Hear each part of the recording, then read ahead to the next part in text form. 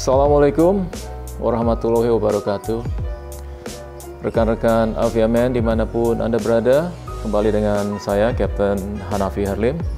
Kita berjumpa lagi dengan salah satu topik yang saat ini mungkin agak sedikit berbeda. Tapi saya berharap sebelumnya semoga Anda semua sehat, walaupun kita masih tetap work from home dan Corona masih tetap menghantui kita semuanya. Semoga kita semua sehat, alfiat. Dan topik kali ini kita akan membicarakan masalah sebuah kecelakaan pesawat yang mana ini bukan kecelakaan semata, tapi dilakukan secara bunuh diri pada pesawat Airbus 320 Germanwings pada tanggal 24 Maret 2015. Cerita ini memang sudah usang. Semua orang sudah tahu dan setiap orang atau banyak yang sudah menyaksikan melalui YouTube tentang kisah bunuh diri ini. Tapi ada baiknya mungkin kita bisa mengulas sedikit tentang kenapa pilot yang bernama Andreas Lubitz melakukan bunuh diri.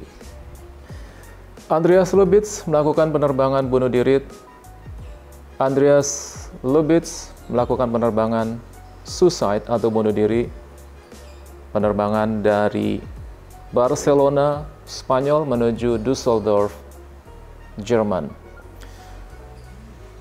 Kejadian ini sebenarnya sudah direncanakan beberapa hari yang lalu atau beberapa saat sebelum kejadian. Dirancang sedemikian rupa bagaimana caranya supaya aksi bunuh diri ini bisa berhasil. Pada saat berangkat dari Düsseldorf menuju Barcelona pun sebenarnya sudah direncanakan, tapi kesempatan belum ada. Dan bagaimana seperti apa kisahnya? Bukan cuma sekedar kronologis dari kejadian itu, tapi ada satu hal lain yang akan saya ceritakan mengenai cockpit door atau pintu kokpit dari penumpang menuju ke arah kokpit.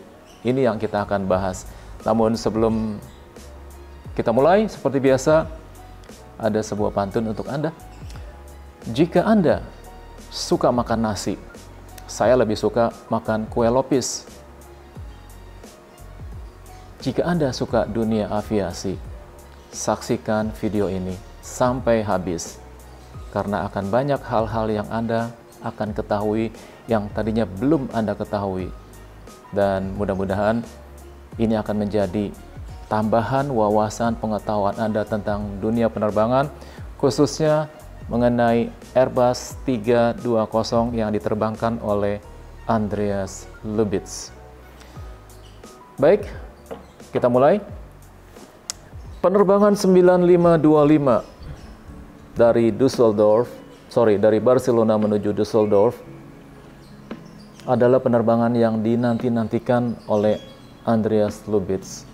Planning ini sudah direncanakan beberapa hari sebelumnya. Baru kali inilah dapat dilaksanakan. Kapan dilaksanakannya? Dia menunggu timing yang tepat pada saat kaptennya pergi ke toilet. Disitulah kesempatan yang dia tunggu-tunggu. Captain, if you wanna go to the toilet, please go ahead. I will take over. I will take control and all the communication. Okay, thank you. I'll go now.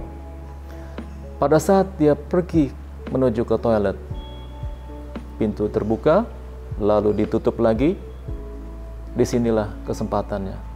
Pada saat itu ketinggian 38.000 feet, diselect langsung menuju ke 100 feet dengan menggunakan autopilot. Dengan pesawat ditikam sedalam-dalamnya. Waktu yang dibutuhkan hanya kurang lebih maksimum 10 menit pada saat itu. Dengan rate of descent mungkin mencapai sekitar 4.000 atau 5.000 feet per minute. Pada saat kaptennya selesai dari toilet dan mau masuk ke kokpit lagi, dia ketok, tidak ada jawaban. Dengan menggunakan CDLS, yaitu Cockpit Door Locking System, dengan communication juga tetap tidak dijawab. Oleh menara kontrol pun ditanya your position. Oleh menara kontrol pun, menara atau dari radar, sempat ditanyakan juga your position. Semuanya tidak dijawab oleh Andreas Lubitz. Pada saat itu, pesawat sudah makin mendekat menuju ke arah pegunungan Alpes di Prancis. Apa yang terjadi? Sang kapten selain menggedor-gedor dan katanya dia juga menggunakan kapak untuk memecah pintu. Tapi di sini yang akan saya juga jelaskan bahwa pintu kokpit itu terbuat dari anti peluru, bulletproof, atau juga tidak bisa dihancurkan oleh kapak dengan benda apapun juga. Di sini yang agak sedikit unik mengenai pintu pesawat. Untuk Airbus 320, saya rasa untuk semua pesawat modern saat ini juga sudah dilengkapi pintu bulletproof dan anti rusak dengan benda tajam apapun juga. Sampai si kaptennya mengatakan, "Demi Tuhan, buka pintu." Tetap tidak dibuka. Menjelang beberapa detik atau beberapa menit sebelum nabrak gunung, penumpang di belakang juga sudah panik, sudah teriak. Mereka tidak menyangka kalau hal ini dilakukan sengaja oleh si Andreas Lubitz. Perlu diketahui, pada saat kaptennya mencoba untuk menekan kode pintu, tidak dibuka. Mencoba untuk mengetok pintu, juga tidak dibuka. Apa yang dilakukan di dalam oleh Andreas Lubitz yang berusia 27 tahun itu? Dia menggunakan selector. Di pedestal itu ada selector yang lock, normal, unlock. Di situ dia menggunakan lock. Kalau sudah selektornya diselect ke lock, maka pintu tidak akan pernah bisa dibuka dengan cara apapun juga, kecuali dengan menggunakan selektor yang di kokpit tadi oleh sang co-pilot dengan cara unlock, dengan cara membuka. Seperti itulah. Sebelum kita bahas lebih lanjut, perlu saya jelaskan atau tambahkan, di dalam kokpit semua pesawat itu dilengkapi dengan escape rope, yaitu sebuah tambang untuk menyelamatkan diri lolos melalui jendela pesawat apabila terjadi emergency ataupun terjadi sesuatu yang mana pintu kokpit tidak bisa dibuka dan dia harus meloloskan diri melalui jendela dengan menggunakan escape rope. Ada lagi yang namanya oxygen mask, di mana oxygen mask itu akan digunakan apabila terjadi emergency descent ataupun terjadi dekompresi, di mana tekanan udara di luar dan di dalam sudah menyerupai. Karena terjadi kebocoran itu bisa terjadi pintu terbuka, kargo terbuka, dan sistem pressurization yang lain yang terjadi. Di sini akan saya jelaskan, selain dari perlengkapan tadi, ada lagi yang namanya portable breath equipment, yaitu alat untuk menutup muka, mata apabila terjadi asap di kokpit, dan juga fire extinguisher ataupun pemadam kebakaran, juga semua lengkap ada di kokpit. Dan pintu kokpit kembali lagi tidak bisa dibuka dikarenakan posisinya sudah di lock. Hal seperti ini ada di semua pesawat. Dan kenapa semenjak kejadian Andreas Lubitz suicide, maka diberlakukanlah sebuah aturan bahwa di dalam kokpit minimal harus ada 2 orang. Siapa orang kedua tadi? Orang kedua tadi bisa flight engineer, bisa juga pramugari. Makanya kalau Anda sering menaik pesawat dan Anda sering melihat pada saat salah satu pilotnya keluar menuju ke toilet, lalu ada satu pramugari atau satu pramugara yang masuk ke dalam kokpit, itu yang sudah diterapkan oleh seluruh airline di dunia. Dan kemungkinan besar setelah kejadian Andreas Lubitz ini, bahwa di dalam kokpit itu harus selalu ada yang menemani. Dikhawatirkan ada 2. Pertama, takut terjadi kejadian yang sama, sang pilot bunuh diri. Yang kedua, takut kejadian apabila kokpit yang sedang bertugas itu tiba-tiba kena heart attack, serangan jantung. Tidak ada yang tahu, tidak ada yang bisa menolong, tapi ada orang kedua tadi yang ada di kokpit yang bisa segera cepat memberi pertolongan dengan cara memanggil kokpitnya yang ada di toilet untuk segera keluar membantu karena rekannya yang ada di dalam kokpit itu kena serangan jantung. Jadi ada dua hal seperti itu yang perlu Anda ketahui, dan jangan punya pikiran yang negatif. Kenapa sih pramugari suka datang, suka masuk ke dalam kokpit?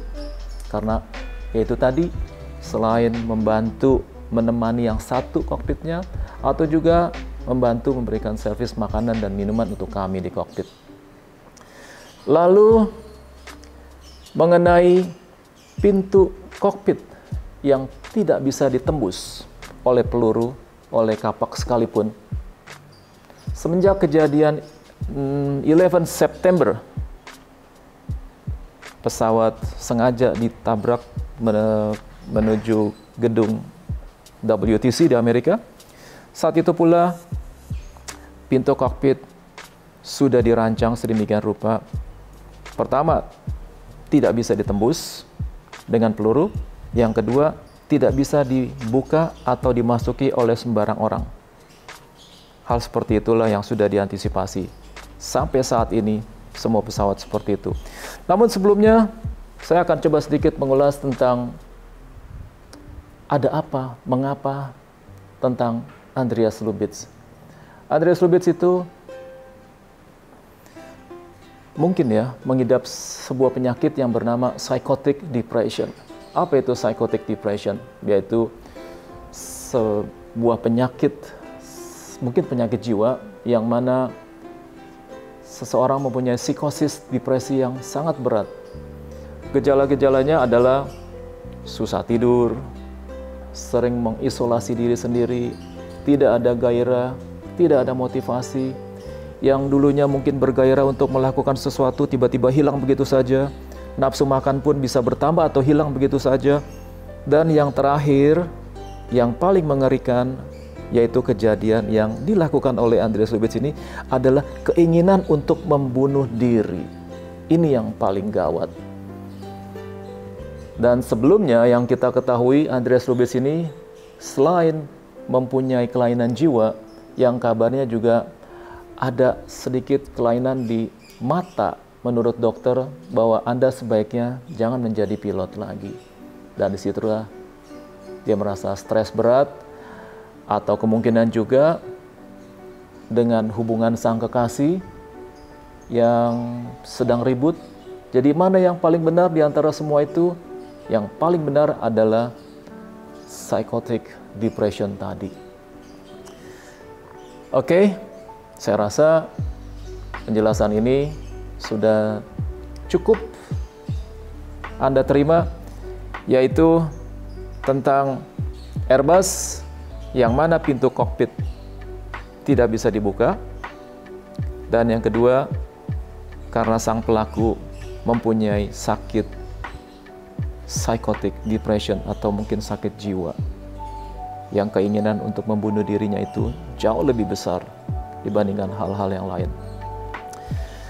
Oke, sampai di sini kita tutup pembicaraan mengenai Germanwings yang menewaskan 150 penumpang, yang mana juga termasuk kru, menewaskan orang-orang yang tidak berdosa. Oke, sebelum saya tutup, ada satu hal yang terlupakan, yaitu kalau di Airbus ataupun di Indonesia, benda-benda tajam seperti kapak itu hanya ada di dalam kokpit dan tidak boleh ada di dalam kabin. Tapi entah kenapa yang berita yang kami terima, sang kapten itu menggunakan kapak, berarti kapak diperbolehkan ditaruh di kabin pada penerbangan Germanwings. Apakah itu benar? Baik, Afiamen, rekan-rekan dimanapun Anda berada, sebelum saya tutup, seperti biasa, ada sebuah hadiah pantun lagi untuk Anda. Bukan perpisahan yang kutangisi, tapi pertemuan yang kusesali. Jangan sedih para rekan-rekan sejati, esok lusa kita akan berjumpa kembali. Terima kasih. Wassalamualaikum warahmatullahi wabarakatuh. Adios, amigo.